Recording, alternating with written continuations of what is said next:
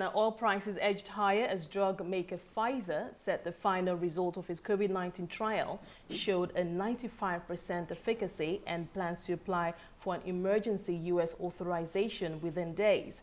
Bankole Odusanya, head of fixed income trading at UBA, joins me to discuss this as we await the outcome of today's bond auction. Bankole, thank you for taking the time out to join us. Now, Pfizer has come out to give more good news about its COVID vaccine. We've also heard from Moderna, which is also projecting an efficacy level of close to somewhere around 94–95%. However, OPEC Plus is still forecasting weak oil demand for 2021. How are you processing all of this information vis-a-vis, oil receipts and oil revenues for the federal government of Nigeria? Thank you very much. It's a positive news, despite the caution we are seeing from OPEC. Basically, we expect the economy to start, global economy to start to pick up, and gradually, even though marginally, we expect crude oil prices to inch up.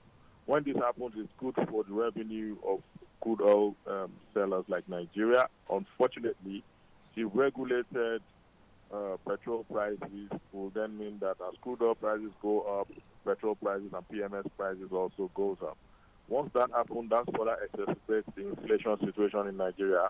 Inflation is currently at 14 levels, and we expect it to get to 15 latest by first quarter next year.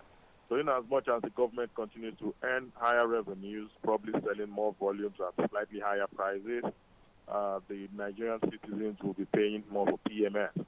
Already inflation is being pushed in Nigeria by food prices simply because of insecurity from where the food basket is and infrastructural deficit. We are also experiencing the exchange rate issue being very key at this moment. So basically, inflation is expected to continue to inch up, and crude oil price increase, despite giving Nigeria higher revenues, would likely lead into increased PMS prices and then affect the food, the entire CPI basket. So we expect it's good news on the global thing, but locally it's going to push price of goods and services, basically.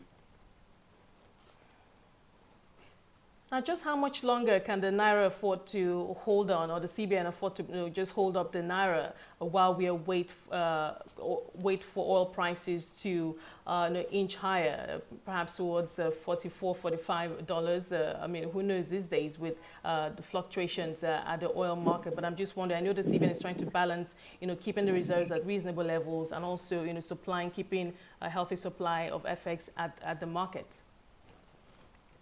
The central bank has continued to intervene. They've shown strength, especially at the retail auction end, and even at the parallel market where they sell cash 2 times a week. It had reduced from 4 times to 2 times, but the retail auctions continue. We're beginning to see some liquidity trickling into the I&E market, even though it's not as much as we expect. Of course, the year is winding down. And then as activities pick up next year, there will be more demand for FX. So we've seen an inch up in parallel market prices, indicating that the demand is simply stronger while the supply is still tepid. But we believe they will be able to hold on into at least half the H1 next year, when we expect some more stability, some more export proceeds, and possibly direct investment inching up also.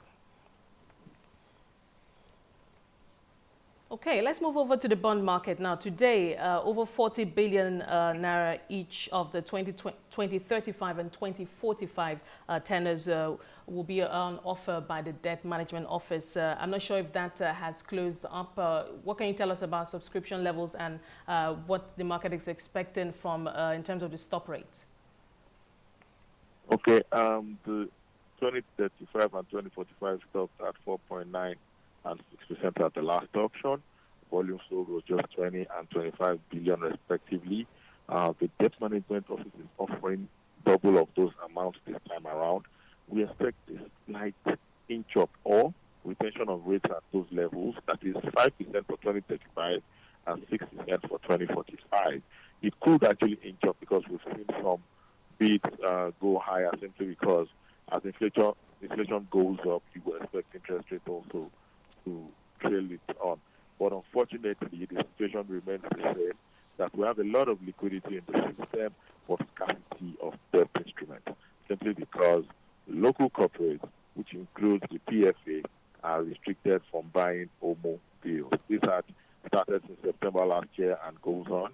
So we've seen pressure, especially demand pressure from the PFAs, who continue to drag down the yields and increase the price of the bonds. It's possible today that rates stop at around 5% to 6% for 2025, and then 6 to 7% for the 2045 bonds. We expect the market is more expectant of calendar for Q1 next year. I mean, to be a pointer of fiscal direction, whether the government will be borrowing more locally or borrowing more of foreign exchange. We know that there will be borrowing more simply because of the deficit growth we have seen in the proposed budget. But by the time the BMO releases its plan for next year, it will be clearer whether the borrowing will be local or on the FX side.